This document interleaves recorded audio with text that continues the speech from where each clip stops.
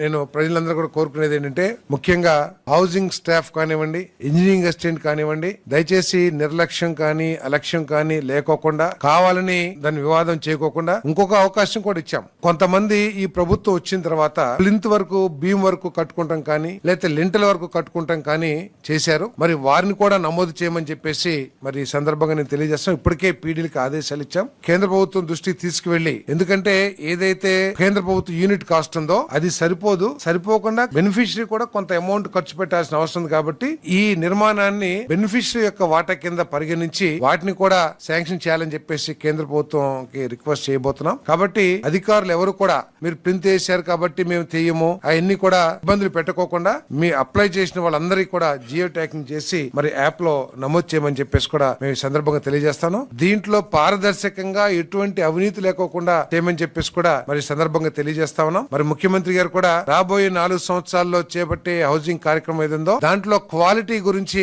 అత్యంత ప్రాధాన్యత ఇవ్వాలని, ఎటువంటి అవినీతికి అవకాశం లేకోకుండా మరి ఈ నిర్మాణాన్ని పూర్తి చేయాలని చెప్పేసి కూడా మరి ముఖ్యమంత్రి గారు ఆదేశాలు ఇచ్చారని చెప్పేసి తెలియజేస్తా ఉన్నాను.